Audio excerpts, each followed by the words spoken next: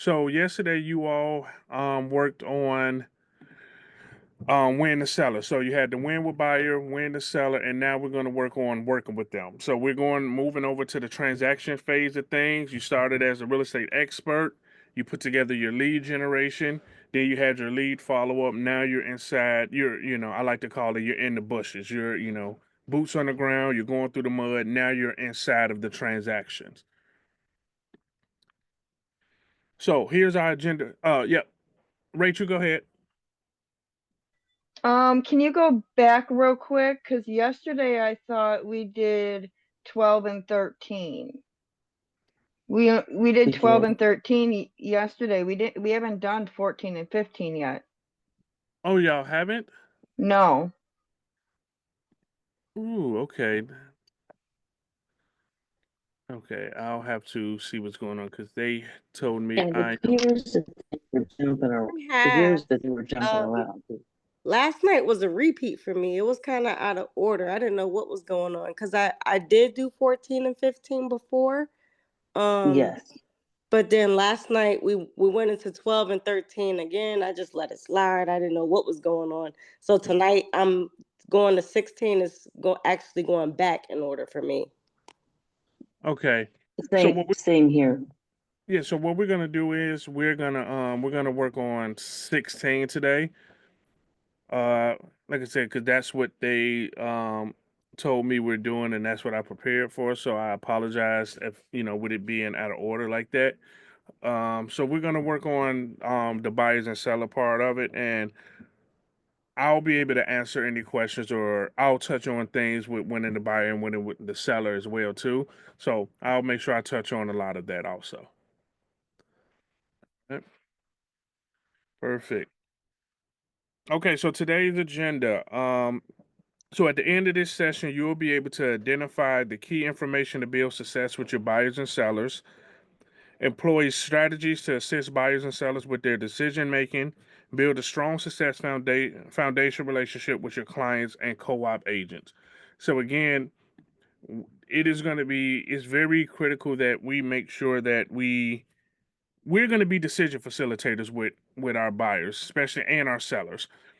You have to remember, when you're working with buyers, this is going to be the biggest transaction they ever make in their life, right? I don't care if you have somebody that is a multimillionaire you're working with. They can have a Bugatti, which is a 2.1 or $3 million car. They're gonna have a house that's worth a lot more than that to store it in. So when you're talking about somebody making the biggest financial purchase of their life, they're gonna freak out. They're gonna get scared. They're gonna get cold feet. A lot of time, people get buyer's remorse before they even buy the property. I had a couple where when it was time to write the offer and fill it out and sign it, the husband totally freaked out. I mean, like, he just freaked out because, again, people are nervous. This is a lot of people, they may buy a home every 7 to 10 years. Some people longer than that. Some people haven't bought a home, never in their life. So again, we got to make sure that we remember that when we're working with our clients. Okay. So from the Millionaire Real Estate Agent, from the MREA book, it says virtually every top producing agent we have ever worked with has a deep and almost inherited sense of service. They have a servant's heart and place their buyers or sellers' real estate experience above all else. They are always thinking of service. That is very critical when we're doing this. One thing I like to teach, and when I talk about to the agents that I'm coaching, is we have to make sure we keep our emotions in check. We have to make sure this is not an emotional thing for us. That way we can be of value to our clients, and we can come from logic as opposed to emotion. We allow our clients to be in an emotional state. We're going to be in a logical state, and we're thinking about the service. We're thinking about the experience for them, to make sure that not only do they have a great experience with purchasing the home, but two, they become raving fans of yours, where now they're referring you all their family, friends, co-workers, everybody that they know, because you were able to keep things in line while they were freaking out and they were, getting overwhelmed with stuff. Okay. So at this point, At this point in the transaction, we're focusing on today is the time between getting a signed buyer or listing agreement and receiving or making an offer. However, just as you're going to take aspect of lead generation into transaction, you of course are going to take aspects and discuss today through your past closings, right? So we're going to start with the success of our clients. A great agent and client communication. So first of all, provide a strong foundation for a sustaining relationship. So this is the part in the process where we are creating that relationship. We're building rapport with our clients. Okay, we're letting them know who we are, and we're learning about who they are. Because one thing I like to tell people, it is a two-way street, and I want you all to remember that. The same way they're interviewing them to interviewing you to work with them, you should be interviewing them for you to work with them. Okay. Two, set and then manage expectations proactively throughout the transaction. If you talk to anybody that has bought or sold a home with a real estate agent, they're going to always comment one or two things. Either the agent that I worked with communicated great with me, or the agent I worked with didn't communicate at all. So for you all who probably prospect like expireds or for sale by owners, and you having a conversation with them and you say, hey, why did you decide to list the home yourself, or why did you decide to take your home off the property? Majority of the time they're going to say because the agent I was working with didn't communicate with me and let me know what's going on. So we want to make sure that we set and manage our expectations and we stay on top of that. Third, creates peace of mind for your clients. Another thing that we forget about as agents, because we're in the bushes, we're in the weeds, that we're dealing with stuff daily, but our clients, they're not dealing with it on a daily basis. They're going to work, they're going home, they have family members like, hey, I thought you said you were buying a home. I thought you said you were selling a home. What's going on with that? And if they haven't had a clear communication with their agent, that's when they're going to start feeling a certain type of way. So you can never over communicate. That's one thing. If you take anything from today, you can never over communicate, but you can always under communicate. Okay. And then four, enhance your credibility. Again, I told you a lot of times you'll talk to, buyers and sellers, and they'll say they had a bad experience because the communication with the agent wasn't right. It was off. But you are communicating with them. You're setting expectations. You're exceeding expectations. Now it's creating that credibility with you and the client. Okay. So next, in addition to that, now you have the three levels of service. Purpose. Purpose is masters of service have a clear understanding of why they should be hired and can articulate it to anyone at any time. Great service begins with a clear purpose for why someone should work with you. Okay? Purpose. Why someone should work with you, right? Now, your value proposition. Your value proposition. The best agents can translate their purpose and why people should hire them into a specific set of service they will provide. So remember, your value proposition is something that can change, right? Your value proposition is how you're going to solve your seller's problem and how you're going to solve your buyer's problem. So when you're talking about your value proposition should say, hey, Jesse, you have a problem where you want to sell your home by such and such date because you want to make sure that you're in your new home so you can register your kids for school. That is your problem. My value proposition, Jesse, is how I'm going to help you solve that problem. Okay? The same for a seller. Every seller has three things. They want to net the most amount of money with the least amount of hassle and the quickest amount of time. As long as your value proposition can help them realize how you can help them with those three things, you're going to be good to go. Okay? And then next, fiduciary. Highly productive agents provide a level of service based on their commitment to act as a fiduciary for their clients. They place their clients' interests above all others, even their own. A fiduciary brings a level of care and trust to the relationship that functional agents do not. So let's dive deeper into fiduciary versus functionary. So when you have well, I'll ask the question to y'all. Who here knows what the difference between a functionary agent and a fiduciary agent?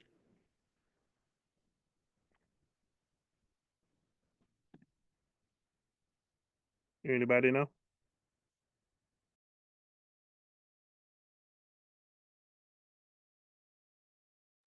All right.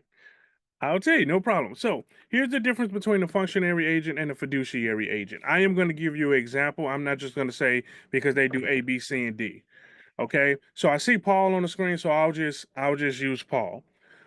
Paul is somebody that I met at a networking event. And Paul, see, I have one of those shirts that say ask me about real estate. So guess what Paul's going to do? He's going to ask me about real estate. Paul's going to say, hey, Jesse, what's going on with the market?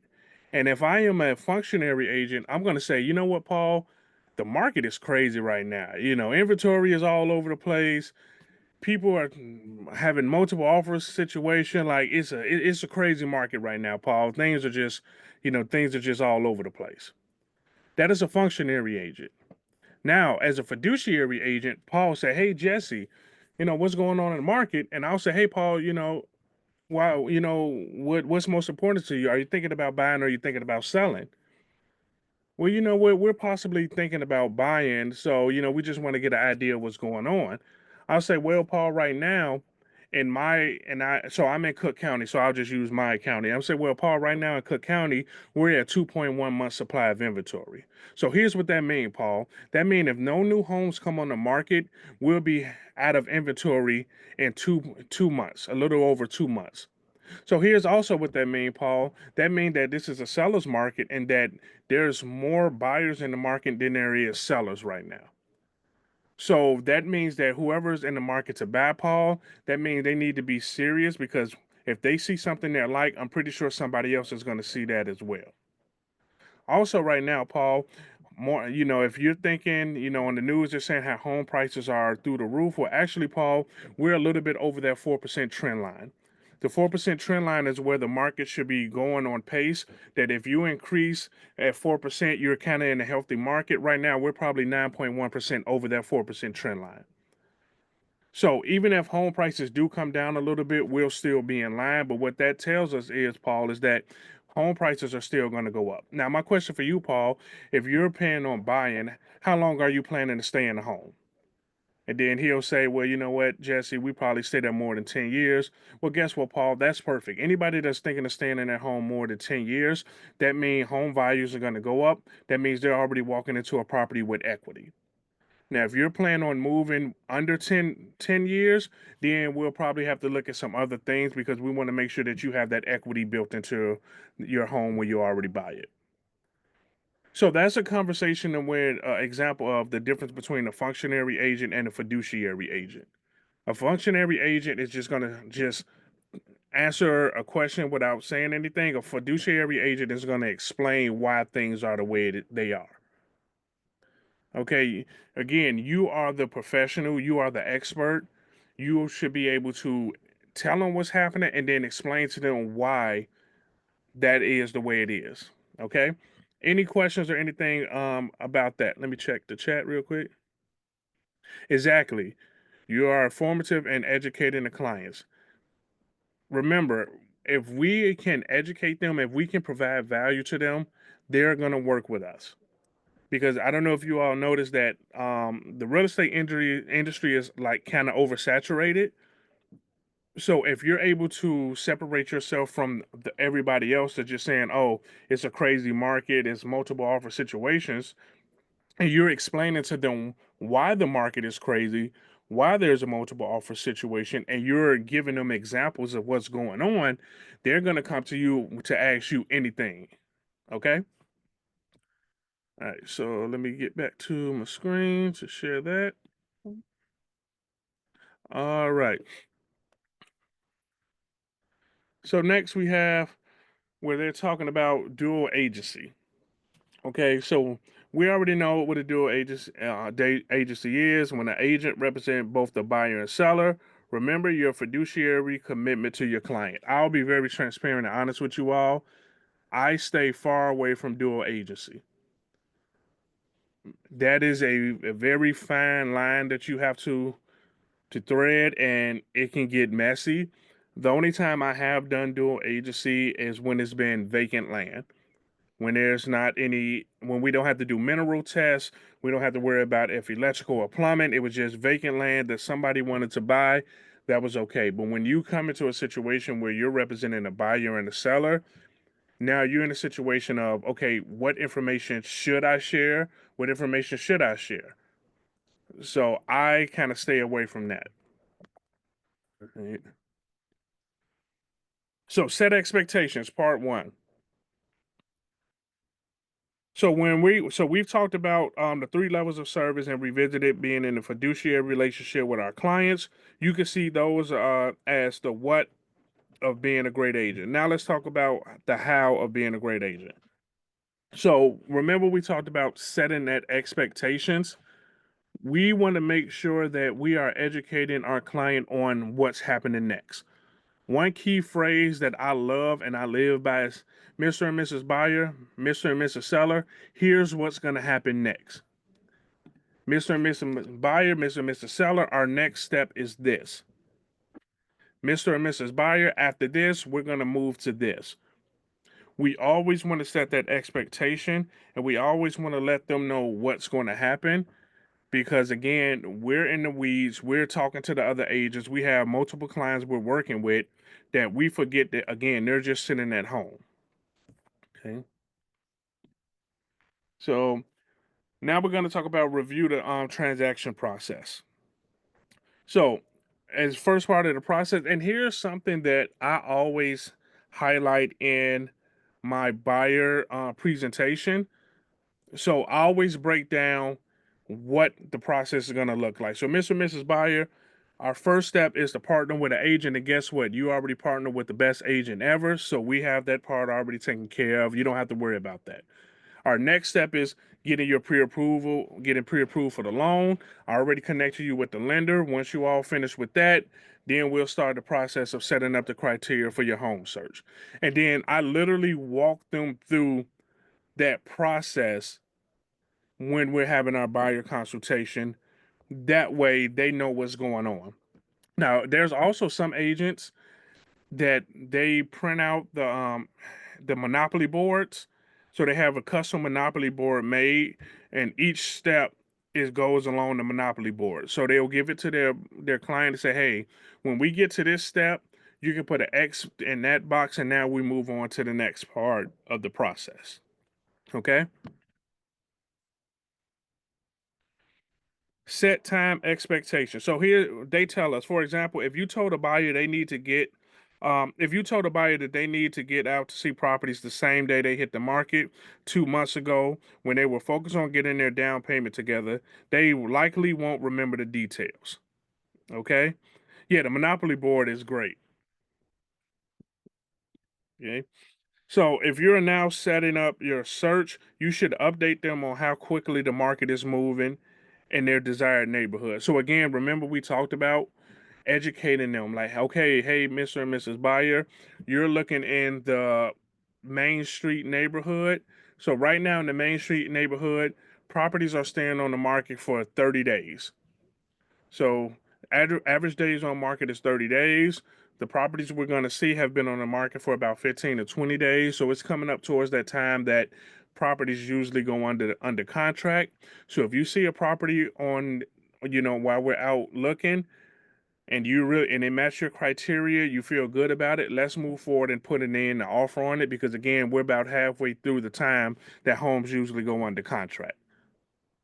So we're reminding them and we're educating them on what's going on in the market and keeping them up to date with what's happening as we're moving along. Then next, after that, we move to the set document expectations. You will likely need to go over the contract before you ever see a house with your buyers and before showing to begin with your sellers by going over it now when there isn't time pressure. So again, we're we're talking about the buyer broker agreement. We're also talking about the offer contract. Now, here's what I'll say about that. You should learn your clients to know what their learning style is, what their personality types is. If you have somebody that's a high D, you won't likely have to go through full details on everything. You just have to highlight the points. Now, if you have somebody that's more analytical, you're going through every line of that contract. So this goes back to you just knowing the type of client that you're working with so you can know how to proceed with setting up the expectations for the documents and going through everything. Okay? So they want me to ask you, in addition to the contracts, what are some other documents you'll need to go over with your clients in our market?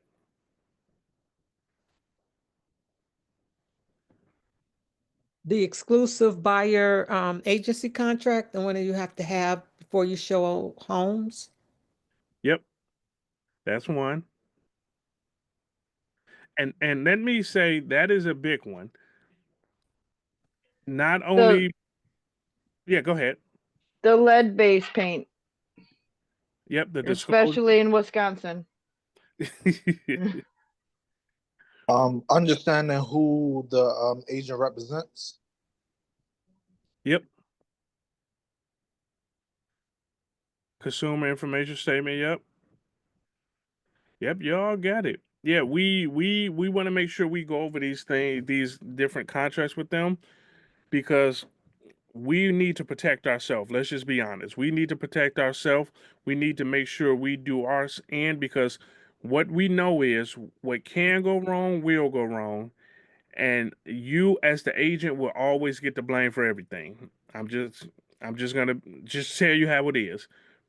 You're gonna get the blame for everything. So this is a way to protect yourself where you have it documented. Somebody said, "Oh, you didn't tell me that." Oh, yes, I did. Remember, on May 7th at 6 p.m. we had a conversation, and I went over the contract with you. Because again, what can go wrong will go wrong, and you will be the one that they blame for it. And so, also, like you all said, the buyer broker agreement. We want to make sure we have that filled out because it does two things. Technically, by law, we need that to be able to show properties. I know in showing time they ask you before you schedule a showing, do you have the buyer broker agreement signed? And then also it's to protect you all. Buyer, I hate to say this while we record it, but I'll say it. Buyers do not have loyalty to anyone.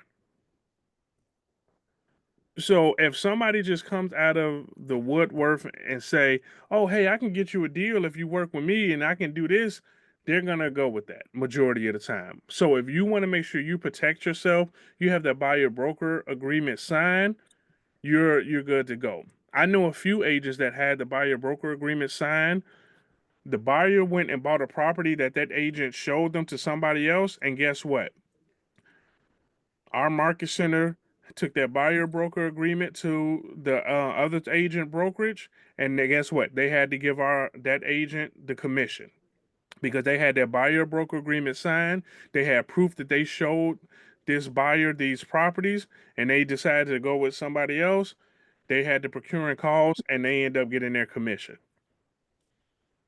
Hey, Jesse, I have a quick question on that. Yes. What if you're doing an open house and they basically say they don't have agreement with another agent? Let's say because they signed a long-term agreement with that agent and forgot about it. It's been months. They were hot, then they got cold for a couple of months, and it's a 6-month agreement or whatever. So then they signed a new one with us. How are we supposed to know as an agent, what our fiduciary responsibilities there, or how do we know? So so they said they signed a long-term agreement. Well, let's say they forgot. Let's say they're saying, no, I'm not represented now because maybe they thought they signed a 90-day agreement, but maybe it was a 6-month agreement.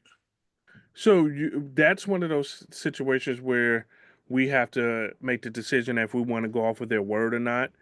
Because if somebody tell me, "Hey Jesse, no, I signed an agreement with somebody a while ago, I think it's over with," I can do one or two things. I can say, hey, well, you know, when was the last time you talked to that agent? If they say, well, I haven't talked to that agent in months, I'm going to move forward.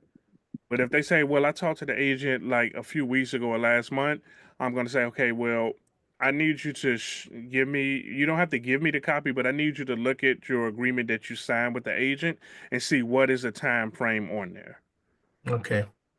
Just to make sure, you know, you're looking after yourself, because you don't want a situation to come where they talked to the agent a few weeks ago, but the agent went on vacation and they want you to show them the property, and you show them the property, and then the agent comes around like, well, I was on vacation. It turns into a whole mess. Yeah, sure. So you definitely, you know, want to ask that question of, if you just spoke to the agent, I need you to look at the paperwork that you signed and see when does that contract ends.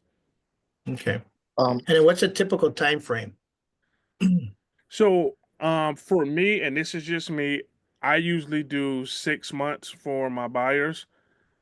I usually put 6 months on there.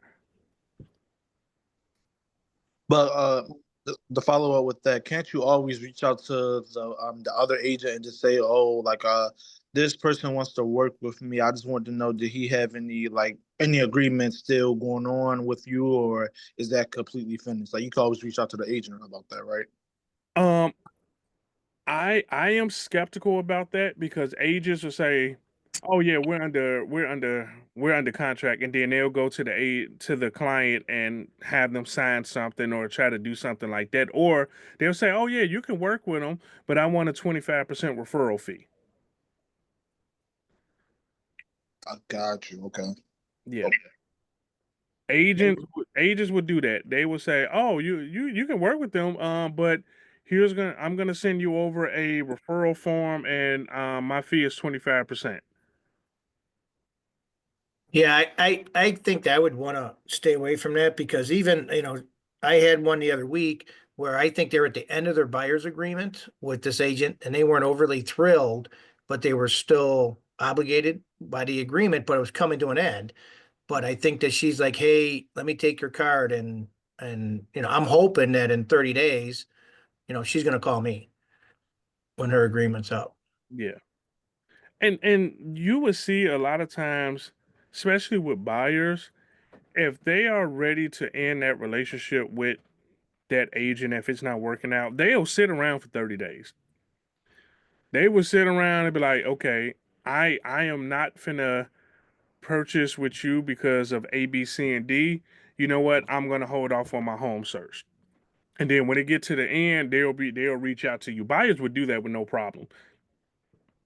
They definitely have no problem with doing that. All right. What if they're under contract with another agent, but they absolutely do not like the agent because the agent is not doing their fiduciary duties?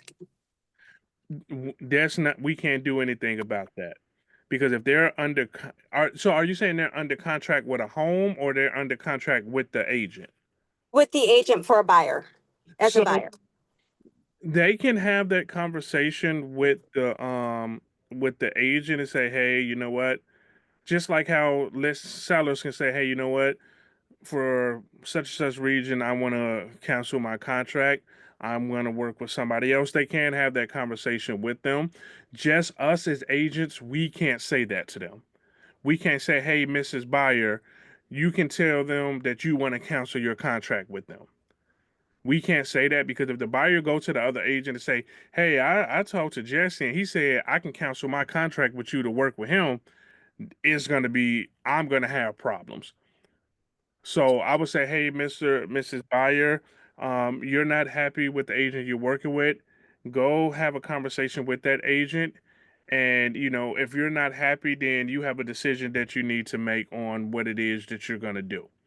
Just know that whenever you make that decision, you can reach out to me. I'll be here to help you moving forward. Thank you. You're welcome. Yeah. A big thing is we have to definitely watch what we say to the clients, because they don't know a lot of the laws. They don't know that it's certain things that we can't say to them or we shouldn't be talking about. So if we say, hey, yes, go cancel your contract with them, and they go and tell that agent those exact same words, now we're going to be the ones that get in trouble. So we definitely have to make sure we watch what we say because we don't want it to come back and bite us in the butt. All right. And I'm proud of myself. I didn't curse. I said but. See? Today's going to be a good day. Thank you. That made a lot of sense. You're welcome. All right. So now moving on. So now we're going to talk about set communication expectation. This is very, very, very, very critical. We have to set expectations on what that communication is going to look like. So for me, we don't have to overcomplicate this, y'all. I can go to Paul and say, "Hey, Paul, what way would you love for me to communicate with you? Are you a texter? Are you a phone call? Are you an email? Also, Paul, what time of day is best for me to reach out to you if something's going on? Now, if this is an emergency, Paul, I'm gonna text you and call you right away. But if it's something that's not an emergency that I need to tell you, just let me know the best time of day to reach you to let you know. But here's the thing we have to remember, you all. Whatever expectation we set with them to communicate, we gotta hold up our end of the bargain. We have to do that. So for a lot of agents do something called Client Touch Friday, where on Friday you reach out to your buyers, you reach out to your sellers, and you just touch bases with them, even if there's no update. Hey, Paul, I just wanted to reach out to you because remember I promised you when we first had our meeting that I was going to touch bases with you every Friday. Even if there's nothing going on, Paul, I just still wanted to touch bases with you and say there's no new update. If something comes along, I'll let you know. Because again, we're keeping them up to speed of what's happening, even if it's nothing happening. Because I've had in the past, in my 18 years, trust me, I've done everything wrong multiple times. I've had clients say, "Hey, Jesse, just reach out to me, even if it's nothing, even if it's not an update. Just say, hey, I'm calling to say there's no update, but if I hear something, I'll let you know." So again, we just want to make sure that whatever communication expectation we set up with them, we have to hold up our end to the bargain. Because here's what we know. You can do things right 99 times, but if you do it wrong that 100th time, they're going to remember that one time you did it wrong. Hey, you know what? You said you was going to call me every Friday. You missed last Friday. Is everything okay? Like, are you overwhelmed? Do you have too much work going on? Am I still important to you? They will ask you these questions and you be like, I just talked to you 99 Fridays in a row. And I just missed this one Friday and you ready to go work with somebody else. But this is when you set that expectation with them, they're expecting you to hold up your end of the bargain on that. So again, whatever that communication um expectation you set up, follow up on it. And again, it will help you so much to ask them, like I said earlier, what way do you want me to communicate with you and what are the best times for me to communicate with you? Because you get that if they say, hey, you know what, text is perfect. You can text me whenever something going on. Perfect. I know when I'm reaching out to Paul, I'm just going to send him a text. Right? But Pamela may say, hey, I want a phone call. Okay, so I know I'm texting Paul, but I'm calling Pamela with a check-in call. Jenny may say, Jesse, emails is perfect. Just email me. I get all these spam calls going on. I don't want to answer these calls. I got so much going on. Send me an email with updates. So I'll send her an email. It's not a one size fit all. So we want to make sure that we ask our client which way would they like for us to communicate with them. All right, so now let's move on to set contingency expectations. So set contingencies, right? So what will happen if a home comes on the market that is perfect for your buyers? The weekend your sister is getting married out of state. Have a plan and communication well in advance. For example, if the wedding is on May 1st and you start working with this buyer on March 1st, you already know about the wedding. Communicate it when you meet, after signing the agreement, and in clear intervals leading up to the date. Be sure be sure they know you have a colleague who will cover the showings if needed.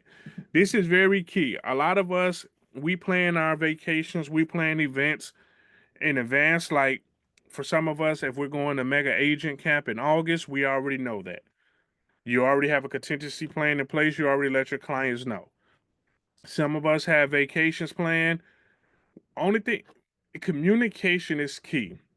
You have a backup, you have a coworker, you have an agent you work with, you have somebody else that, hey, I'll be going out of town next month or in 2 months.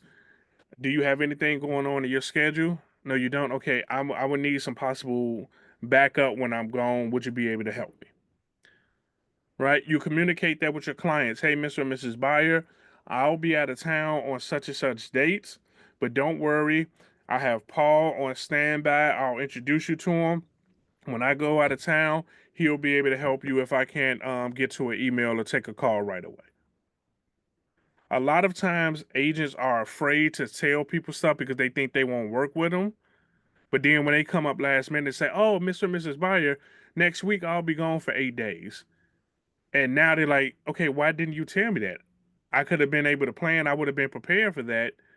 So again, we need to let them know up front what's happening. And then we always put a contingency in place for when we're gone. Set up to date market expectations. So updating your client's view of the market is another way for you to show your expertise. They need to understand the realities of the market they are in. Is this a seller market or is it extreme seller's market? Are houses slowing down? Are home sales slowing down to become more of a buyer's market? Natural trends in housing are often on the news. However, it doesn't mean your clients are paying attention or that the trend naturally is the same as your market. So what I like to do, and everybody has this option through your MLS. I don't know if everybody's called the same, but I know we have what's called Info Sparks. And like the 5th or 6th of the month, it always updates us on what happened the month before, the prior month. So I always print out what's going on in the market, and I do our county. So like I said, I'm in Cook County. I'll print out for Cook County, and then if somebody wants a more detailed information about their actual subdivision or their neighborhood, I'll pull the updated numbers for them. But we're always updating of what's going on, especially for our sellers. Hey, Mr. and Mrs. Seller, here's an update of what's happening in the market last month in your actual neighborhood, your subdivision. Four more homes came on the market, 2 went under contract, and 3 sold. The 3 that sold, they were priced at, whatever the price is. So again, educating them, especially if you have a seller that's still a little bit on the side of they want to list for more than what the market is telling them to. If you're providing the information from the market, it helps you out, because here is the thing. We don't determine the market. Our clients don't determine the market. The actual market determines the market. So if you're talking to your seller, hey, Mr. and Mrs. Seller, I know you say you want this, but here's what the market is telling us. The 3 homes that just sold last month, they were listed at A, B, C, and D. All of them are listed under you, and guess what? Some of them were more updated, had an extra bedroom, had an extra bathroom, more square footage. So, Mr. and Mrs. Seller, is your goal still to move to Texas by such and such date? Yes? Okay, we need to do the right thing, and then we need to adjust the price of what the market is telling us. So again, we use the market update to help us to have the conversations not only with our sellers, but our buyers. If we have buyers that's on the fence, we use the market update to let them know, hey, Mr. and Mrs. Buyer, this is how many homes on the market, and this how many homes went under contract and sold in the past month. The inventory is moving. So if you're still serious about moving by such and such date, we need to pull the trigger on something that matches what you're looking for. Okay? Cool question. Where do you pull that report at? So in the MLS, I know for us in our MLS, we have it's called InfoSparks, and InfoSparks gives us data of what happened over the past month or the past 12 months, to where I can pull up and see what's going on in each neighborhood or county or city. Got you. Okay. Okay. And then, so set expectations seamlessly with your KW Tech. I'm not going to go too much in that because on Thursdays is the tech days where they talk about a lot of tech. But I will say this: utilize Command. This is your central hub for things. This is where you're able to see the health of your business and opportunities. If you talk to somebody that say they're going to buy or sell within the next 12 months, or you can even say 24 months, you should be setting up an opportunity for them so you can know what's going on in your pipeline. Okay. Gary Keller had a meeting about 2, 3 weeks ago, and he said, if you are not at your goal, if you haven't hit your goal, if you're not at a certain level, the only thing you need to worry about is activities and pipeline. What are the activities you're doing, and how many people are you filling up in your pipeline? So again, I'm not going to go off into Command, but in opportunities, that's where you're able to see what do you have in the pipeline, how much money that you can potentially make, and where do you need to up your game at. So if you want to get more seller heavy and you look in your pipeline, you see you don't have a lot of sellers to cultivate or appointments with, then you know you need to up your game on that.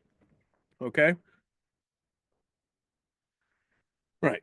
3 goals to gain referrals: provide value, ask for help, and reward. We've been talking about this since we started. Providing value, providing value, providing value, providing value. The more value you are to somebody, the more they're willing to work with you. Number 2 is the biggest thing. For some reason, agents do not like to ask for referrals. I don't know what it is, yet we should be always asking for referrals. Here's a little secret. You always ask for referrals and reviews when you hit a certain milestone. You're working with a buyer, your buyer offer got accepted, they're on cloud nine, they're feeling good. Hey Connor, you know what? How does it feel to get your offer accepted? Oh, it feels good. I didn't know I was going to get to this point. Perfect. Who else do you know that wants to feel this same way that you're feeling that I need to be talking to?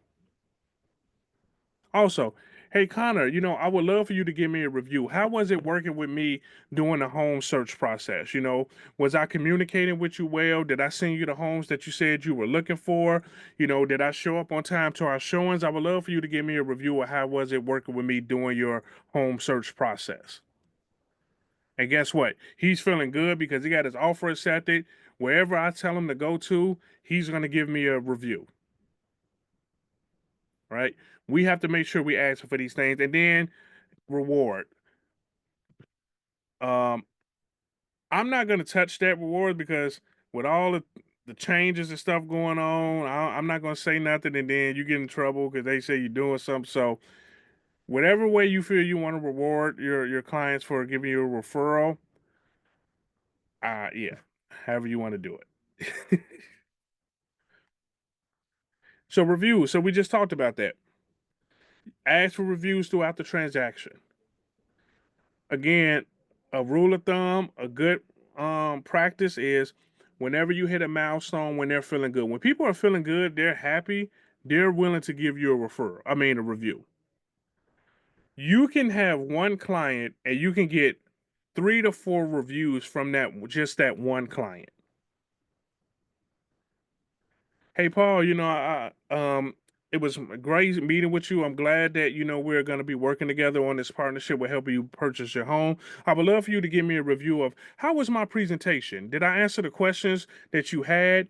Was I able to articulate the whole home buying process? Did I break down all the information? Did I educate you enough on what's happening in the market? If you feel I did a good job on that, I would love for you to just give me a review of just highlighting how was it going through this process with me. So now you got a review for your home, your buyer consultation or your listing presentation. Get Paul under contract. Paul give me a review of how was it working with me during the home search process. We get the attorney review period or inspection period. I asked Paul for a review. Did I go through the inspection report good report good with you? Did I help answer any questions about what's going on with the report? And you can literally just get multiple reviews for one transaction. But again, we're asking for these when they're feeling good, when things are going their way. Okay. So, if your purchasing or selling experience exceed your expectations, would you be so kind as to give me a brief review? I'll also like your permission to use this in my advertising and marketing. So you literally could just use this, or you can create your own thing, and you just send this to them, and then you send the link to where you want them to give you a review at. Okay.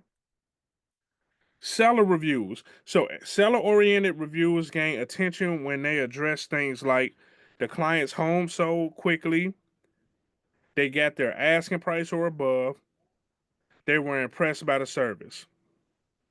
So, what are some other seller oriented statements that you will ask for your client to give you a review for?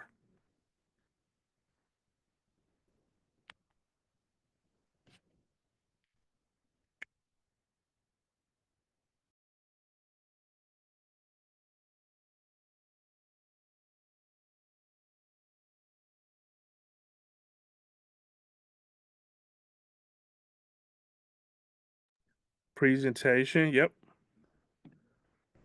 That is a good one. Photographs. Could you repeat that again? I missed that one. I'm sorry, I'm driving. You said that was a good one. Photographs was good. Then presentations. Um, and then, so the other three was that the client home sold quickly, that they got their ask price or for above ask price, and they were impressed by the service. Yep, communication, keeping them in the loop. Yep, exactly. Y'all got it. These are things that people can give you reviews for. Here's also a perfect thing, and we're talking about sellers. Staging does not mean that you're always bringing in a bunch of furniture. You can help stage your seller by saying, hey, Mr. and Mrs. Seller, maybe you can move this couch to this side. Are you open to painting the walls white to make the room look bigger, opening up the room? Move this plant over here. Like, you can do things like this to make the home look different, and that will set something in them where they will give you a review for that. Like, Jesse came in, he walked around the house, he gave me ideas of moving this around, painting the walls white. He went to Michael's and got one of those fake plants and put it in the corner, and it looks beautiful. Like, it's things like this that you can do to set expectation that your seller will highlight for you and give you a review for. Okay. Now, buyer reviews. So, buyer oriented reviews for spray when they say things like the buyer found the perfect home quickly, the agent negotiated a great price, the transaction went smoothly, they are impressed by the service. So again, it goes back. Jenny, go ahead. I saw you raise your hand. Yeah, hi. So quick question. I was just curious because as you're talking about reviews and I'm me being a new agent, like what platform would I use as a new agent to have those reviews posted? So you can use hold on, let me stop sharing this. There we go. So you can use Google. So if you set up a Google Page, like a business Google page, page? you could do Google. If you have a Zillow account, because as we know, consumers are going to go on Zillow regardless. It don't Zillow. matter if we set them up on MLS search. It don't matter if we email them anything. They're going to still go on Zillow, so you can have reviews there. And to go back to command, you can copy and paste all those reviews from everywhere, and you can put it on your command page with your agent website. where it does a carousel wheel. So if you do have somebody that say, "Hey Jenny, could you send me some reviews of what people think of working with you?" You can send them a link to your KW website, and it'll just stroll across of all the reviews that people gave for you. Super. Thank you. You're welcome. Fatima? Hey, I had a question. So I'm a new realtor and Yeah. I had a transaction and I didn't get them in the process of like when their application first got accepted to give me a review and they just moved in yesterday. Do you think if I were to ask them for a review now, it would still be good or Yeah. So here's an exercise that my coach gave me a long time ago. My coach told me to go back to the through the past 2 years, and every transaction I had, if I haven't got a review for them, to reach out to them for a review. And guess what happened? Every single person that I reached out to gave me a review. So it is never too late to get reviews. got you? But the best time to do it is like when they're in that happy phase, right? Yep. But here's the thing. They closed on their home, so they're good. They're happy. Exactly. So Exactly. you can reach out to them. I will say this though, after a person purchases a home, you may have to follow up a few times because you got to think about it. They're moving, they're trying to get utilities changed over, they're unpacking, they're doing all of these things that they may forget. So we just have to make sure we remind them and stay on top of mind. Got you. Thank you. Should we ask them to all on do it on all platforms? No, I would just give them one. I'll just give them one. So it either be Google, Zillow, and then if you have a Facebook business page, they can give you reviews on your Facebook business page. Okay. If we haven't sold any houses, can we still do like a character reviews for Yep. people that we know? Yep. Again, because anything that will highlight why somebody should work with you is perfect. And let's be honest, a character review it goes a lot more than, oh, Jesse helped me buy this house and he was great. As opposed to, hey, I met Jesse, he's great at communicating, he's very informative. Like, if somebody that can give you a review of your personality and how you are as a person, that goes a long way also. Okay? And don't forget, you can get reviews for your partners. So I know we are attorney state. Some places aren't attorney state, but if you have an attorney that you work with, you can get a review from your attorney. You have a lender you work with, you can get a review from your lender. You have a home inspector you work with, you can get a review from your home inspector. Other agents, you can get a review from other agents. So you can get reviews from across the board to help you build up your reviews. So you can take it and put it all in one place. All right, so let me share my screen. Share.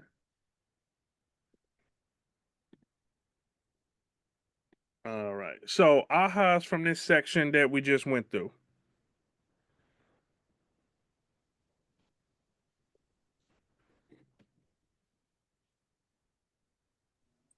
Asking for reviews throughout the whole process. Yeah. Yep. Do not be afraid to ask for a review or a referral. Never be afraid to ask for that. I think the character reviews, especially since a lot of us are new and we wouldn't necessarily have transactions yet. Yep. Those go a long way. Like if I can read reviews of how they are as a person, what their character is like, will they communicate? Like if I know these things, I will be willing to work with them. All right. So now we will move on. If I get my mouse to work, success with buyers. So we've covered a lot so far, from dual agency to reviews and referrals. Most importantly, we've talked about the key ways to create happy client relationships. Consistently and clearly communicate regarding the current market and the process of buying and selling. So let's get more specific into with the buyers. So here's some statistics. What buyers want most from their agents? 52% want help finding the right home to purchase. 13% help buyers negotiate the terms of the sale. 11% help negotiate the price negotiation, and 24% others. So remember, our buyer's problem is they want to buy the perfect home for the perfect price with the least amount of hassles. That is there. So when we talked about your value proposition for your buyer, your value proposition is how you're going to help them find the right home for the right price with the least amount of problems. Because it's right here in the stats of what it is that they're looking for from the buyer that they're working with. And then if you break it down a little bit more, it says 8% wants help with paperwork, 6% want help determining what comparable homes are selling for, and 4% help to determine how much home buyers can afford. But again, 52% of them is help find the right home to purchase. Okay. Buyer needs analysis. So this is very key. So what I like to do is before I do my buyer consultation, so I'm gonna take a step back. I send out a buyer questionnaire that I sent to my buyers to have them fill out before we have our buyer consultation. And then that way I'm able to answer some questions. So here's some of the things that they ask. Who will be living in this home? List adults, children, and pets inhabiting the space. I also ask what the pet's name. I always ask the pet name. Here's the reason why. I want to create Raven fans and I want to create clients for life. So if I know somebody's pet name is Rocco and I send them a holiday card for them and then send one for Rocco or send a little gift for Rocco, how do you think they're going to react that their real estate agent that they worked with remember their dog's name? Right? Again, this is that value you're creating. This is where you're creating Raven fans where people like you pay attention to detail. Okay? What are the non-negotiables for your home? If you had to name your top 5 non-negotiables, what would they be? Here's the beauty about these two questions. What are your non-negotiables? Most people will give you a laundry list. They'll say about 20 or 30 things. But realistically, we know you're not going to get a perfect home. And I explain this to people. Even if you get a new construction, 9 times out of 10, when we do that home inspection, the inspector is going to find something. So we're creating that expectation of, okay, give me your top 5 non-negotiables. Yes, you gave me 30 of these things, but I need to know what are your top 5. Like the top 5, these things is a no-go. Okay. Beyond your top 5 needs, what is something you really want? So here's another thing that I want you all to remember. We have to separate their needs and their wants. Your clients will bunch these things together and it will cause hell for you. I'm just going to be honest. Hey, Mr. and Mrs. Buyer, what are your top 5 needs? Okay, we need A, B, C, D, E, F. Perfect. Now, Mr. and Mrs. Buyer, what are your wants? We know what you need. We know what your non-negotiables are. But now I want to know what are some of the things that you want where if you had A, B, C, and D, it would just be icing on the cake. So I do the little cheesy analogy, but I'll say, okay, your 5 needs is the cake. Your 5 wants will be the icing on top of it. But as long as we got the cake, we're good. But if we can get the icing on top of it, it'll be perfect. Okay. Do you have a preference for the year the home was built? I usually just say, what is your style, Mr. and Mrs. Buyer? Are you more modern or you're more, you like the old school feel? What is your style? Okay. Do you want a house in move-in condition or are you willing to do some work on it? This is very key too when you're showing homes and they say something like, oh, the paint or the floor is a little scratched up. Like, hey, remember you said you're willing to do a little work? these things right here are cosmetic things. It's not going to be a big deal to repaint and get the floor done. So, remember we talked about that. When people visit your home, what do you wanted to say about you? Okay. Are there any specific features that would make your house feel like a home? And then will you require accessibility options? Okay. Also, some things, and people find this funny, or sometimes they'll be like, "Why would you ask that?" But I also ask people, what size are their bed, and do they have a bedroom set? And people be like, Jesse, why is that important? I said, well, Mr. and Mrs. Buyer, I would hate to take you to a home where the primary bedroom is a little bit small and this brand new bedroom set you have to get rid of. I want to help you save money. I don't want you to have to throw away a brand new bedroom set that you have. So I'm going to make sure that we look at homes that the room sizes fit what you need, so you don't have to get rid of your bedroom set unless you just want to buy a new one yourself. These are things they don't think about. They'll think about it when they finally get to the property, but by then, now they're feeling like they're wasting time because they're like, oh, we didn't drove all the way over here. We saw this house, and my California King won't fit inside of this room. I'm sorry. Oh, okay. So, yeah, so I asked these questions. And then the last question is very important too. Will you require accessibility options? Because a lot of times some people may have elderly parents where they can't walk upstairs. So okay, do you need to have, if you do have two levels, do you need to have a guest room on the first floor, so if your parents come over or you have guests over, they're able to have a room there where they don't have to walk up the stairs? So if you're asking these questions and you're making them think, and they're like, oh man, I didn't think about that, that's a great question. Guess what are you becoming to them? You're becoming the source for them. You are the person that's going to ease all their pains, answer all their questions, and you're going to highlight things that they're not even thinking about. Okay? One last thing I want to add on that before we move to the next part is go deeper when you ask questions. So perfect example, if you're asking somebody to give you what they're looking for and they say they want a big backyard, I don't just leave it at, okay, a big backyard. I'm going to say, okay, what's important to you about a big backyard? Well, you know what? We like to have family over. Okay, so what does that mean for you to have family over? Well, you know what, Jesse?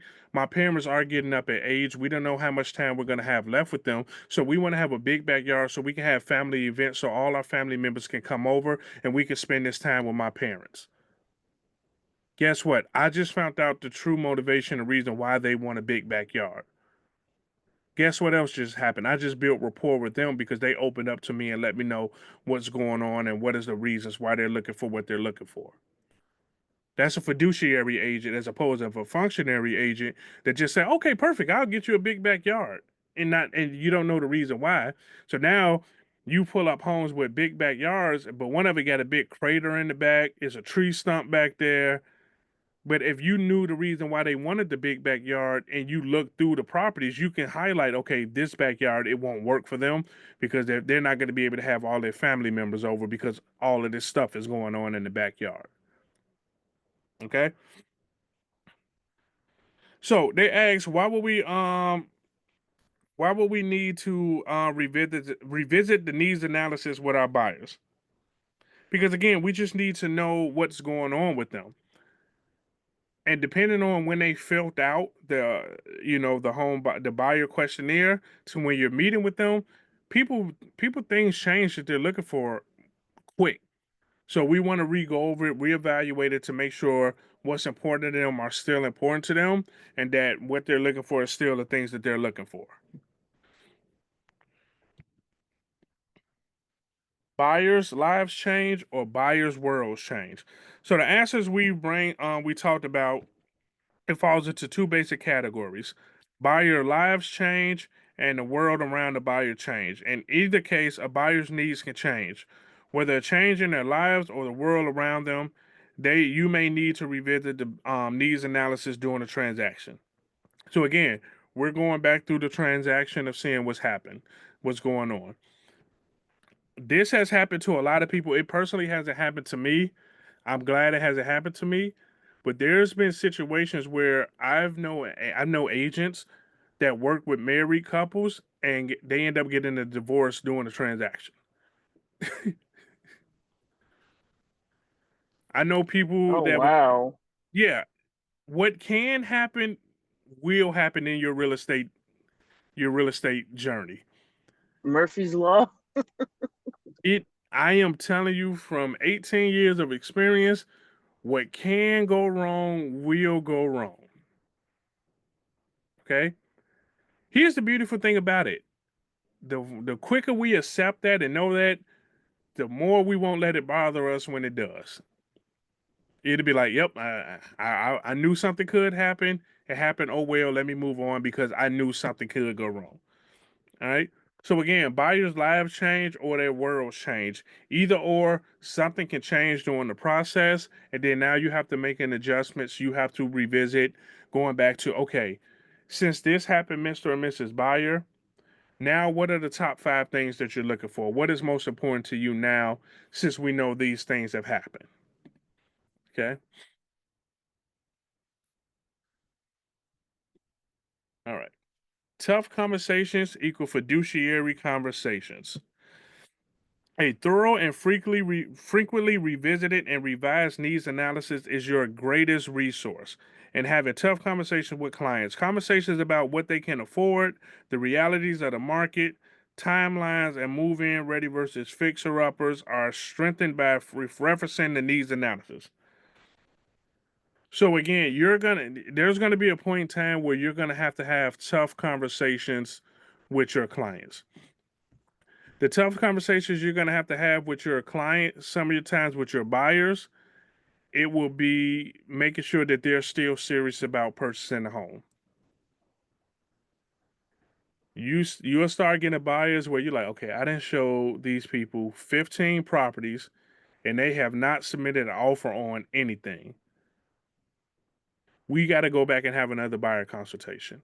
So what I would say for you all, I would say give yourself a metrics of if we see X amount of homes and we do not submit an offer on it, I'm going to tell them we need to have a conversation to see if their goals have changed, if their priorities have changed, or what's the situation. Because your time is valuable, right? If you're taking time away from your family, your friends, the things you love, the people you love, it better be worth it for you. Okay. So if you have a buyer that, again, you've shown them 10 to 12 properties and they haven't pulled the trigger on it, you need to stop the search and say, okay, Mr. and Mrs. Buyer, it seemed like your goals have changed since the first time we talked. And I want to make sure I'm doing the best job for you and providing you with the perfect homes that you're looking for our showings. Let's have a conversation to see if your criteria has changed or not. Okay. And then you go revisit it and you ask the question because again, they may not tell you that circumstances have changed. They're just going keep going because they're expecting you to call this out. So you have to do your job of saying, "Hey, let's have a conversation around this. Let's talk about this and see what can we do moving forward." Right? Another tough conversation that could be had is that you have clients that submit offers but they keep backing out of them. There's an agent that I'm coaching right now that she literally just had to have this conversation with her buyers because they submitted offers on 2 properties and they backed out of both of them without it being any issues. So I'm like, hey, you need to have this conversation with your buyers. Brian, what to say? How do you deal with buyer couples who have drastically different wants and needs? Okay, I am going to say this, and I hope I don't offend anyone. Whatever the wife says she wants, that's pretty much what it comes down to. And I'm telling you this from experience. I've only had one time. I've only had one time where the husband actually had it was like, no, this is what we're getting. But every other time it was what the wife wanted. And I'm just being honest with you. Maybe another agent that has done this can give you a different response, but for me, it's always what the wife wants. So if she's pushing for something, more than likely that's going to be what they're going to lean on. Here's our thing though. Remember what I said earlier?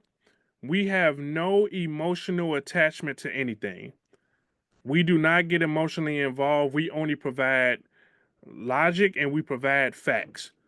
So if they're bumping heads over stuff, we provide facts to say, hey, Mr. and Mrs. Buyer, I understand you all have two different things, but let's go over the numbers and see what's going on.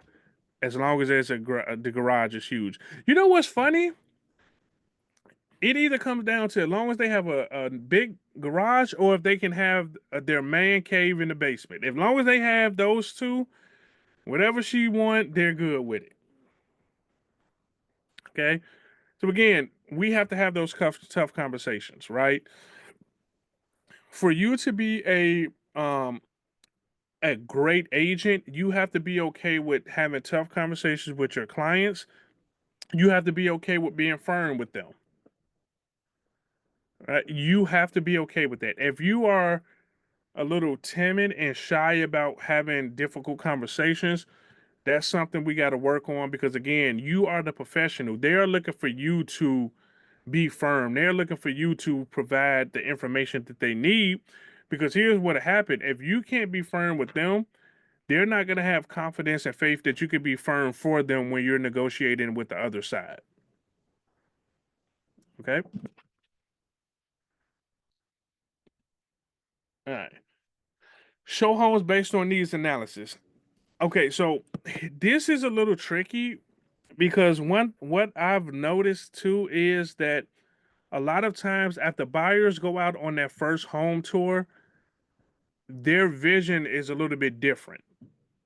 I've had that before where after we see the first group of homes, they say, hey, you know what, Jesse, after seeing the homes like this, we actually do want something that's more move-in ready, or we actually do want something that's more modern as opposed to old school because after walking through the properties, after seeing it, after being in it, no, this is not what we're looking for.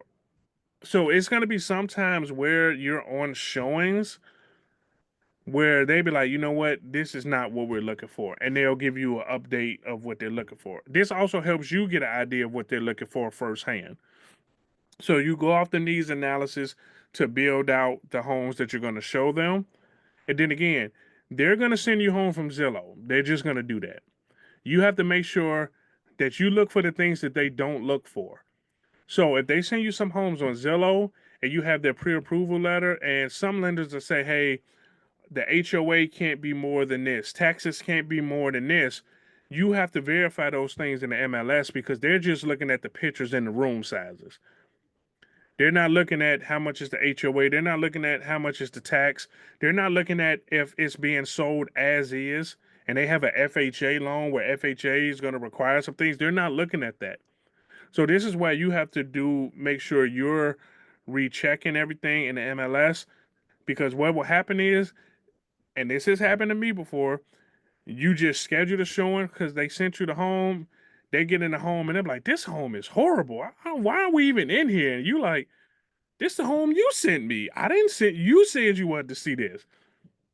But they're gonna blame you because you didn't do the research on it. So remember, if they send you anything, make sure the taxes work, make sure the HOA isn't more than what they can afford. Make sure if the home is being sold as is, that you let them know, hey, Mr. and Mrs. Buyer, I know you want to see this home, but you do have an FHA loan. This home is being sold as is. And what we know, Mr. and Mrs. Buyer, FHA will require some things. And if these things are wrong with the property, there's a big chance that they won't fix it. And then now we're having to start the process over. So again, we just want to make sure that we check things and we educate them. Showing homes best practices. Show only the best properties for your buyer. Have MLS listings with pricing information and key details included disclosure. So show only the best properties. We just talked about that. You're going to double check, make sure if they send you properties, it matches the criteria that they're looking for. You're going to highlight things that they may have missed, and then you'll schedule them if they work out. MLS listings with pricing information. For me, if I do a physical copy printout of the properties, I give them one at a time. So when we get to the first property, I'll give them the MLS printout just for that property. Because what happens is they'll start looking at all the pages, they'll start getting confused, they'll start mixing homes up. I give them just that one property, right? And then I tell them once we get out of the property, I'll say, okay, Mr. and Mrs. Buyer, on a scale of 1 to 10, how would you rate this home? Anything, and this is just me. So this is me. This I'm not saying anybody else do this, but if they rate the home a 5 or under, I take that property, I take the MLS sheet and I ball it up. And then I get rid of it. Anything 5 or more, I tell them, okay, write some notes down for it, and I want you to name the property. Because what happens is, depending on how many properties you show them, they all start looking the same. They forget which property is which. So I say, Mr. and Mrs. Buyer, we're going to call this the Red House. Or Mr. and Mrs. Buyer, we're going to call this the Dog Farm because it's made for to have a bunch of dogs. So you're gonna let them name the properties because they'll remember it. They'll be like, oh, the Red House. I remember that. They had the blah blah blah, this and that. Okay. Mark properties on the map and answer location questions. So I pretty much give them a layout of what, where the distance between the properties are when we're doing our tour. And then I always take them the scenic route if they're following me. Sometimes they do GPS themselves and they'll just get there. But if they're following me, I'll take them the scenic route so they can see the neighborhood, they can see what's going on. Be knowledgeable about the property and the neighborhoods. That is something that just comes with time. As you start building your business, where you start doing business in different neighborhoods than you're probably used to being in, you'll start getting more familiar with them. Include recent comps. So I don't do that until we decide that we want to submit an offer. Then I'll do comps. Because here's the thing: if you have a weekend tour of 12 showings, you're not finna do 12 CMAs. It doesn't make sense. Now, if they say, "Hey Jesse, we're interested in this," I'll say, "Okay, let me put together a CMA real quick to make sure that we offer the best price." Point out potential issues concerned with each house. So this is okay. We only going to point out things that could be of health concerns. Okay, when you're showing properties to your clients, you have no emotion, you have no dog in the race, your horse in the race, with dog in the fight, however you want to frame it. Because here's what happens: you walk in the property, and to you the property is horrible, and you say the property is horrible, but your client loved the property. You have completely just destroyed them. I took a client to a property, and it was it had to be like in the 60s or 70s, like one of those old, like they could have shot one of those 60s or 70 movies in this property.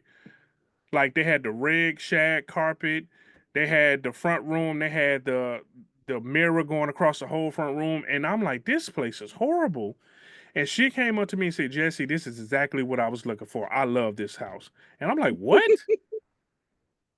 So again, we have to take our feelings out of things because we don't know what catches their eye. And if we say something that makes them feel bad, one, they might not even want to continue looking for a home because they just feel, defeated. Or two, they might not want to work with you because you just disrespected what their style and what they're into. So for me, I only point out certain things. I'll say, hey, Mr. and Mrs. Bayer, I just wanted to highlight there's a hairline fracture going from the left side of the room all the way up to the right side of the wall. That is just something I want you to highlight, that it could be potentially a structural thing. I don't know. But if you are interested in moving forward, the home inspector would check that out. Or, hey, Mr. and Mrs. Buyer, there is a leak coming from, that cabinet right there. So that is something that I just want you to be aware of. Hey, Mr. and Mrs. Buyer, there's a big ass hole in the roof right there. I just need you to see that. right? So these are the things I'm pointing out, but I'm not going to say, "Oh yeah, this look good," or "No, I don't like that." That is not our place. Again, we have no emotion. We're not attached to the outcome. We are there to provide a service for them, to answer questions that they need, but not to give our advice on the paint color or the rug or things like that. Okay. Take it from my my dumb mistakes and a lot of my colleagues' dumb mistakes that has done this for a while. That way you don't make the mistakes. Showing homes mean agent interaction. So let's talk about home tour. So here's a kit that they recommendations that they give, and I will say yes. Paperwork, you'll have that map, first aid kit, flashlight, tape measure, and levelers. So they have the digital tape measures where you can put it on one side of the wall and then it'll shoot over to the other side, and it can help with getting what the square footage of the rooms are. You can get that from Home Depot. No padded pit if you need that. Tissue. Tissue. Please keep an extra roll of tissue in your car for showings. Clients have to use the bathroom, their kids have to use the bathroom, and please make sure you check that the water is on first. You do not want to have to pull stuff out of the toilet because the water's not on and it wouldn't flush. Make sure that their water is running, and then you have tissue, to provide not only for your clients but for you. If you're out showing 12 properties, you're gonna have to use the bathroom. All right, so make sure you keep tissue with you. Um, Hand sanitizer, wipes. If you need mask, shoe covers, if you need any of those things. Umbrellas, snacks, entertainment for the kids. I am going to say this with the utmost respect. Some kids are very bad. We need things to help keep them entertained, because kids will run through the house. They will go into the rooms and they'll start playing with the kids' toys, touching stuff. Give them stuff to make sure that they are good. Oh, that's good. A printed coloring pages. That's perfect. Yeah, just give them stuff to make sure they stay out of trouble. I am old school. I grew up on Bernie Mac, where I have no problem looking at a kid with that face like, you better sit down. Stop touching that. I will say that. I have no problem with that. But here's the funny thing. Sometimes you're gonna have to do that to the parents. I have to have that conversation before with the buyer's father. He started touching stuff and he ended up breaking the shower where the water was shooting outside of the shower onto the floor because he wanted to check something. It is not your job to check something. So that was a fun conversation I had to have with the listing agent of why there's water all over the floor, because the buyer's father decided that he wanted to prove that he knows about stuff, and he ended up messing up the shower. All right. So we have to stay on. Remember, again, we have to talk about these things and we have to let them know. Let's see. Question for you. Yes. Who got charged? I'm sorry. Who got charged for the shower head? Luckily, the sellers were okay and we didn't have to do anything. But if I did not tell them and just left, it would have been a problem. But I reached out to the listing agent, let them know, because they would have. If I wouldn't have did that, yeah, it would have been an issue. But the buyer would have had to cover that. Got you. Okay. Buyer would have had to cover that because you shouldn't be touching stuff like that. I mean, going into the refrigerator, you don't need to do things like that. Yeah, people would just start messing with stuff. Like one time, a guy sat on the couch and put his feet on the what's the table in front of the couch. I'm like, You wouldn't want somebody to come in your house and put their feet on your table. Why are you putting feet on these people's table? Okay. And then also remind your clients that you will have a conversation outside of the property. Nowadays, everybody has those echoes, those like they're listening and recording everything. Have conversations outside of the property. That way, you can have discussions and things like that. Okay. So let's move on to the next.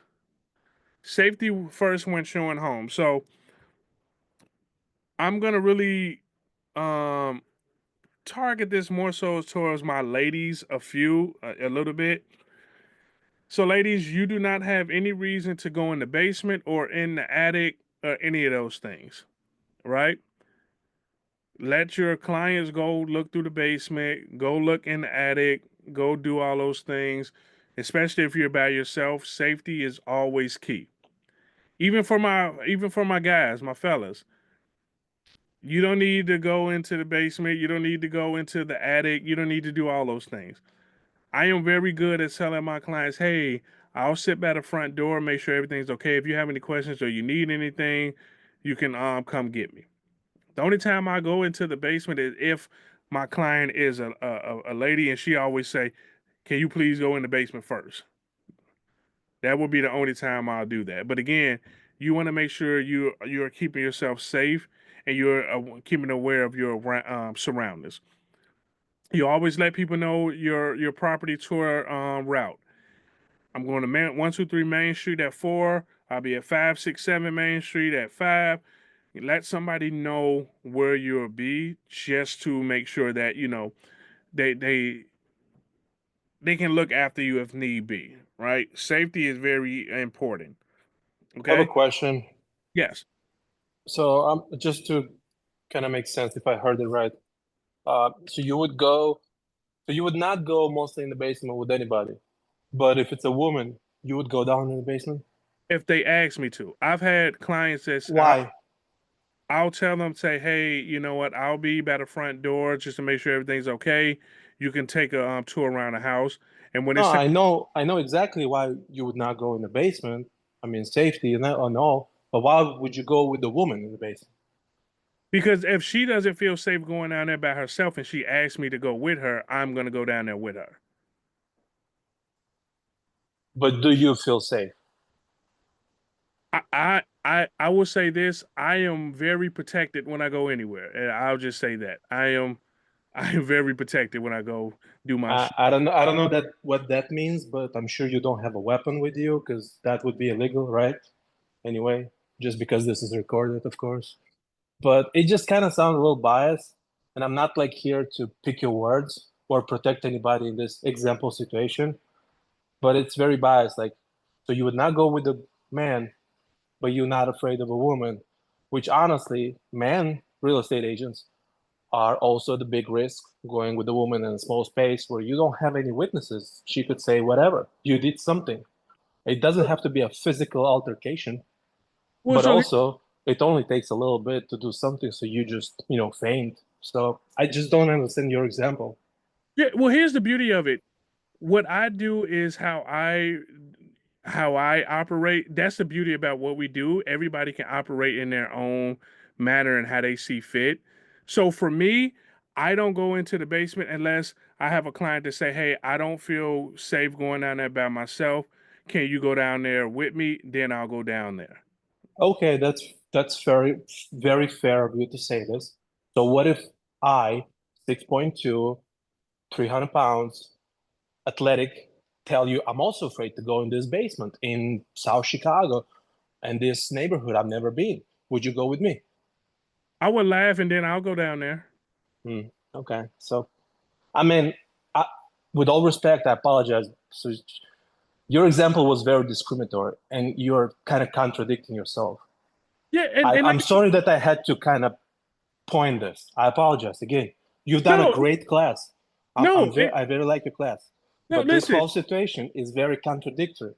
Listen, you have no reason to apologize about anything. That's what this is for, because we're having conversations, and my job is to make sure that everybody has an understanding of what's going on. And like I stated before, the way I operate and have always operated is how I operate. There's probably some other people on here that operate completely different than I operate. You are right. We are very different. And I don't want to drag this for too long because the time is of essence. And I don't want to, I'm sorry, I'm stealing time from everybody. But we all Make your have a own license. decision. That's not about that. Yes, you are independent to an extent, but at the same time, you do carry a license, you represent the industry. You must really treat everybody the same. You can't, as a service provider and licensed professional, you don't have a choice. Yeah, You exactly. either do it or not, but you cannot Exactly. be And that discriminating one group and not discriminating another group. exactly. And A lot of agents lost their licenses like this. That's why I just wanted everybody to hear it. Yeah, and I love your point of that, and that's exactly why I tell everybody that I'll stay by the front door and you go down there on your own. Now, if anybody say, "Hey, no, could you come down there with me?" Man, woman, child, whatever, I'm gonna go down there with them. But I tell everybody, I am staying by the front door. If you need me, come get me. So I do the same thing with everybody. Now, if you decide that you don't want me to come to the basement with you, guess what I'm not doing? I'm not coming to the basement with you. If you decide, hey, I don't feel safe, can you come with me? Guess what I'm doing? I'm coming to the basement with you. I give everybody their own choice because guess what? I don't make the decisions for anybody. All right.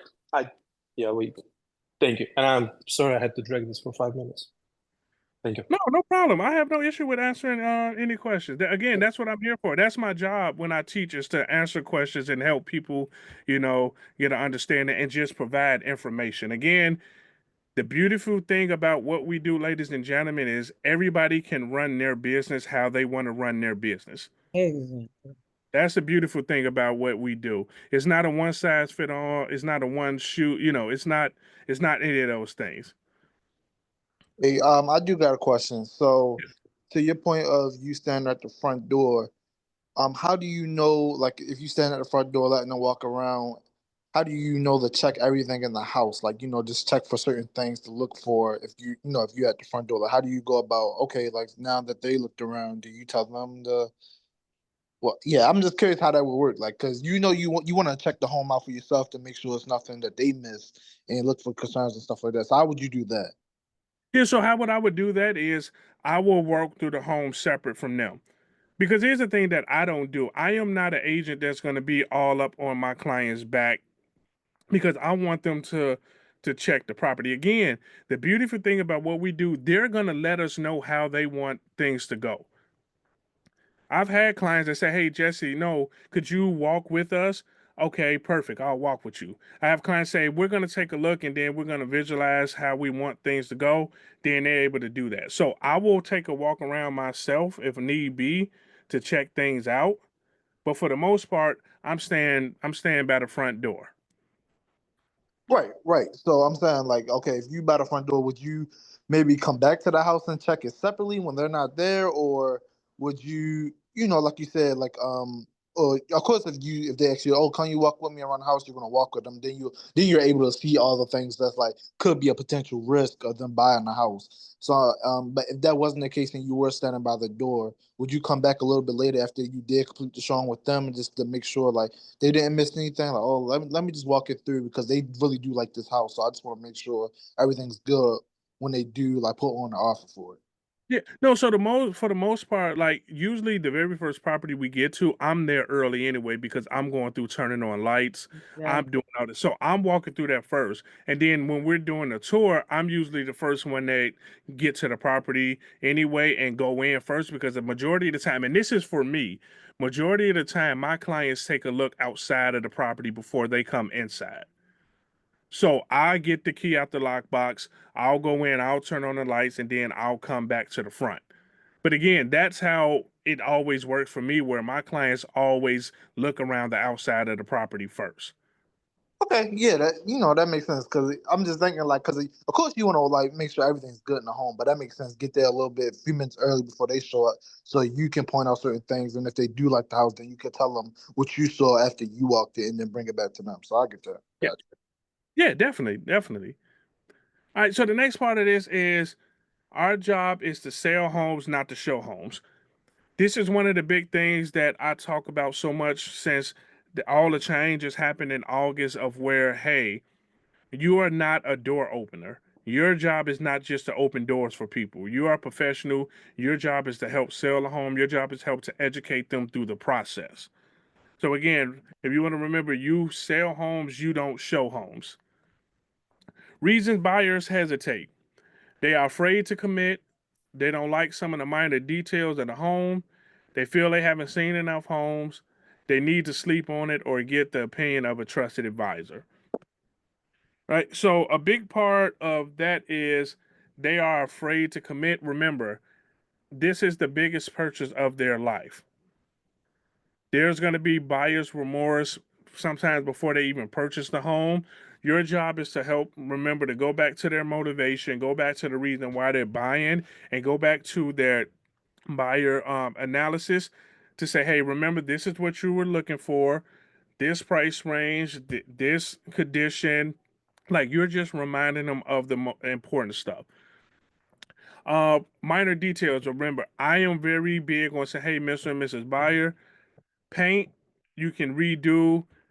The carpet is a little bit messed up. There's no big thing. Let's focus on the major things because what can happen is, and this is moving a little bit forward, if you do the home inspection and your client wants to ask for 15 little things, but there's 5 major things, that the seller will say no to the 5 major things and agree to the 15 little things. Oh, they don't like the paint? Yeah, no problem. I'll paint that. But you know what? I'm not going to fix the hole in the roof. I'm not going to do this. So again, it's just making sure that we differentiate what are the minor things as opposed to what are the big things. They feel they haven't seen enough homes. That's when we go back to when we're talking about the market and we're updating them about what's going on to say, hey, Mr. and Mrs. Buyer, remember that we're still in the seller's market. We're only at a 2.1 month supply of inventory. These are the homes that match your criteria. So that we've seen majority of the homes that match what you're looking for. And then they need to sleep on it. The best response for that I heard a long time ago was say, well, Mr. and Mrs. Buyer, I can totally understand that. But let me ask you this. If you woke up tomorrow and you decided that you wanted to put an offer on this property, but you see the property is under contract because the person that saw the home the day before you needed to sleep on it, and they woke up yesterday and put an offer in on it, how would that feel for you? If they say, well, it's okay, okay, then this is probably not the one for them. But if they say, oh my God, I would be devastated if we look tomorrow and this home is under contract. Exactly. So, what are some of the things or questions you may have that I can answer for you to make you feel confident and comfortable that we should move on and submit an offer on the property? And then remember, you always go back to the motivation because also remember, you said you need to be in the home by this date so you can have your kids registered for school before the new school year starts. So you're always going back to their motivation to tie into helping them move forward. So guys, to facilitate decision making, always go back to their motivation, what we just talked about. Go back to their needs and wants. Advise them as a consultant and fiduciary. Allay their fears. Solve their challenges. Calculate the cost of waiting. So if you have some people that's kind of on the fence, you're like, okay, and they're currently renting, you can calculate, okay, so this is how much you'll be, paying over the next year for rent. But this is how much you'll be paying over the year for your own home. So you can calculate those things, but these are certain ways where you can help them make a decision. All right. Any ahas or takeaways from that section?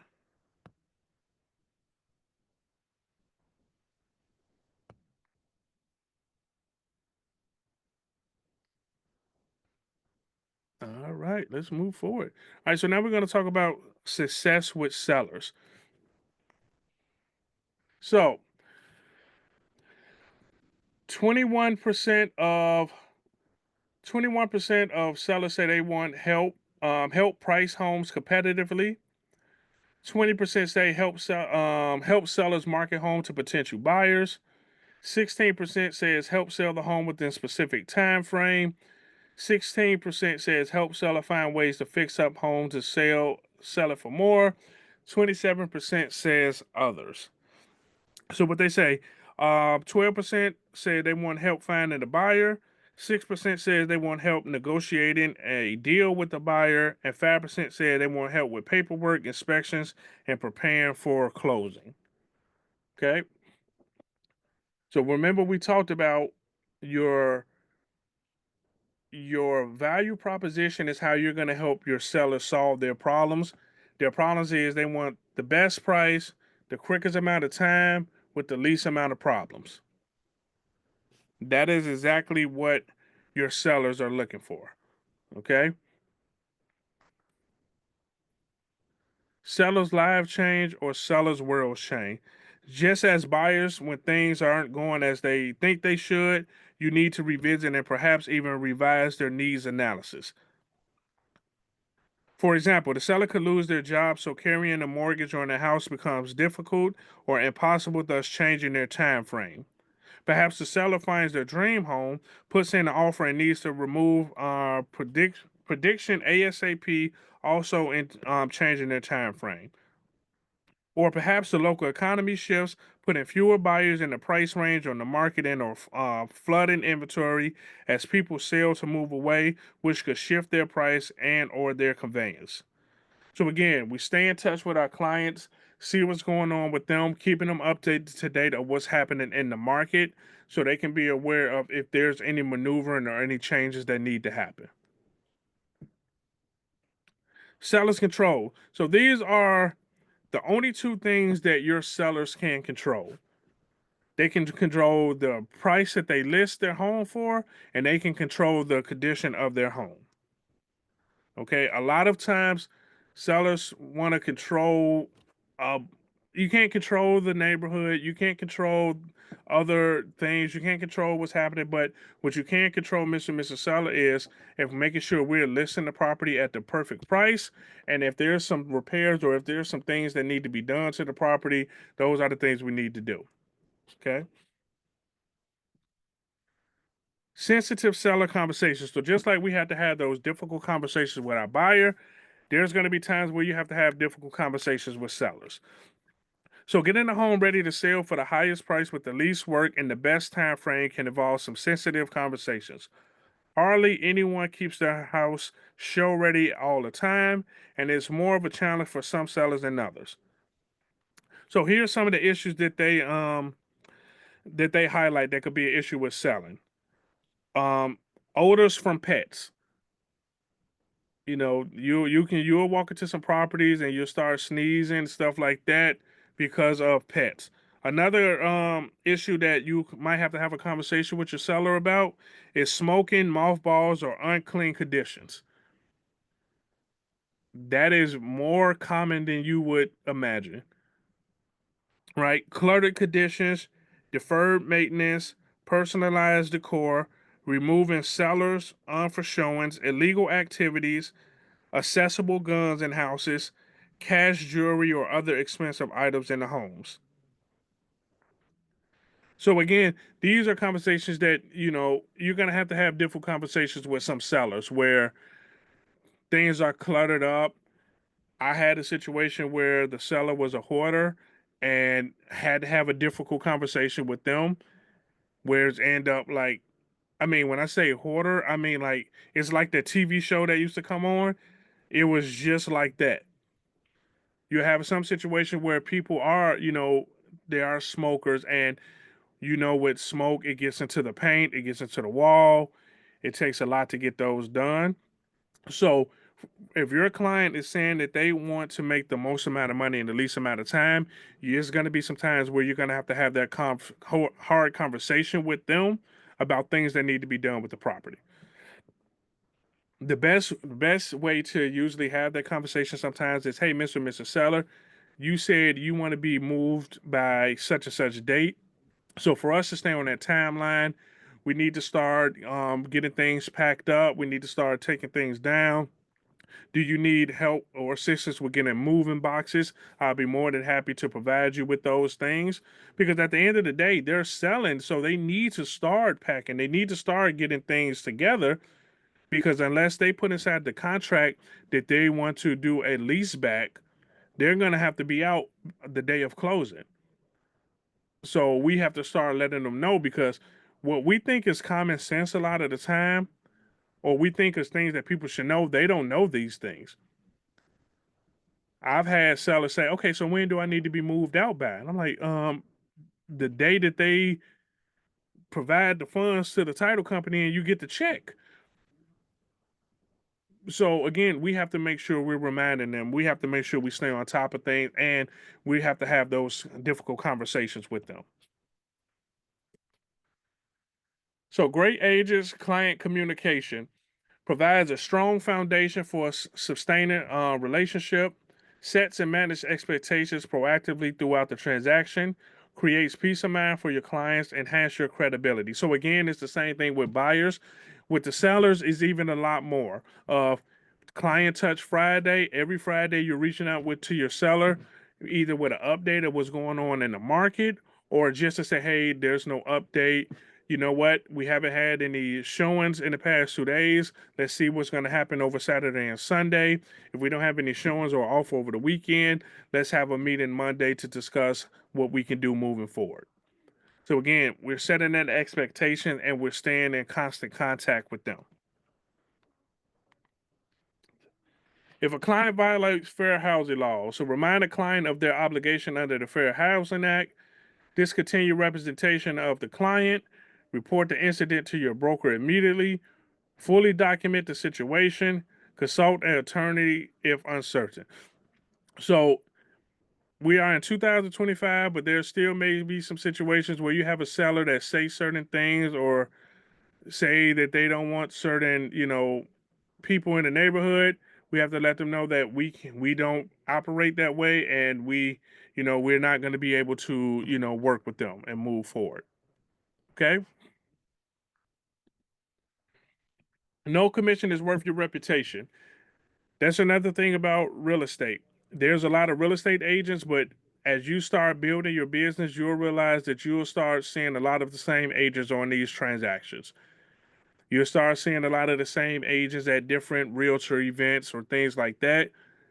You want to make sure that you're creating a win-win and no deal. Integrity, doing the right thing. Customers always come first. Commitment in all things. Communication, seek first to understand. That is very key. We want to make sure we're seeking to understand first. We want to understand their point of view. When you're working with buyers, sellers, you're working with a co-broker, understanding where they're coming from. Creativity, ideas before results. Teamwork, together everyone achieves more. Trust starts with honesty, equity, opportunities for all, and success results through people. That's something that should be posted around your market center. They talk about it all the time in KW. All right, 14-step marketing plan for listings. Capitalize on your listings by marketing your brand at the same time to bring in more listings and more buyers. Everybody, I know you all are new, but are you all familiar with the 3 L's: leads, listings, leverage? The foundation of your business is leads. The only way you can get listings is if you have leads. The only way that you should bring on any leverage is because you have too many listings from all the leads you got.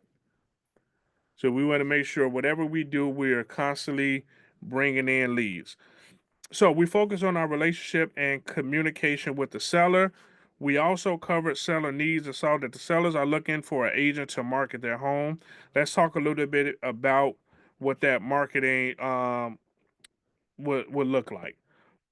So again, when you focus on listings, the buyers will come. That's a big thing of building the big business. When you have listings, you control inventory, you have market share, and you can control how much you make, because you have that um, agreement with the seller of what your commission will be. Okay. So in the shift book, it says the message you put out to attract prospective buyers or sellers is everything. Why would they want to contact you in this market? What would they get if they did? These two questions are the heart of all effective messages. So when you're thinking about your social media, when you're thinking about your marketing that you're doing, these are the questions you need to ask yourself. Why would they contact me in this market? What would they get for working with me? Okay. We always have to keep in the back of our mind when it comes to people is always what's in it for them. Okay, what's in it for me that I'm working with you?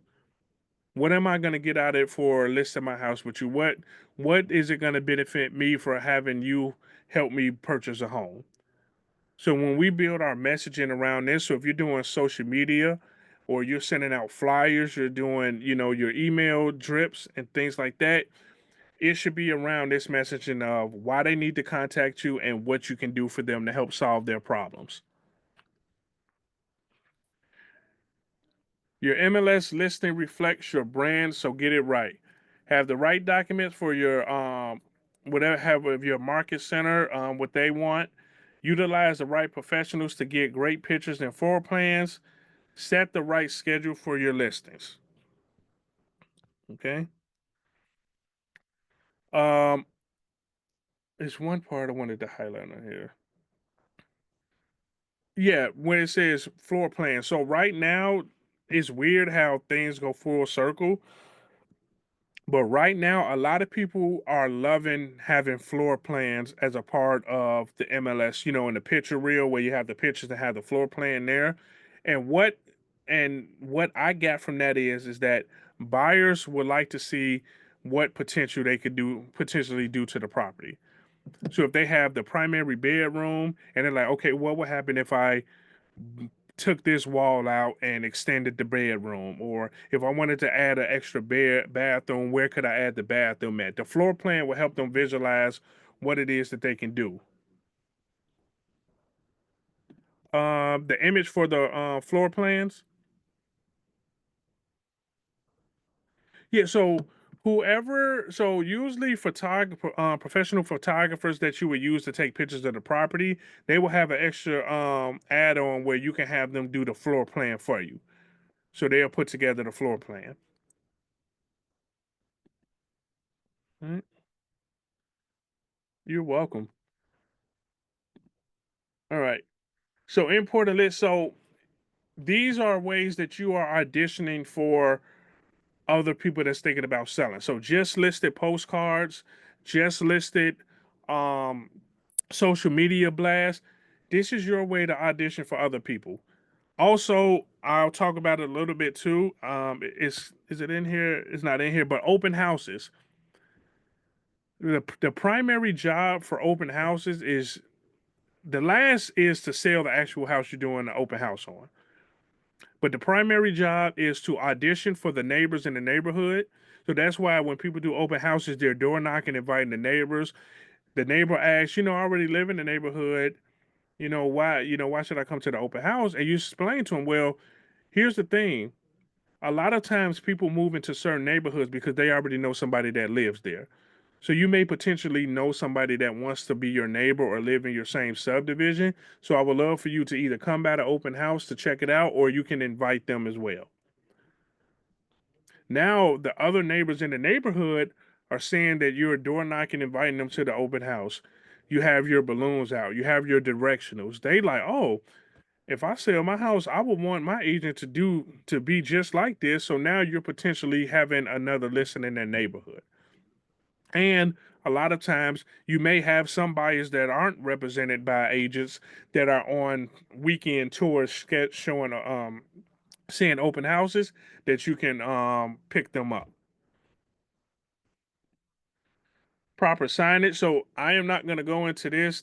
Every city, state is different. So your brokerage and your local realtor board will have what that looks like as far as proper signage and things like that.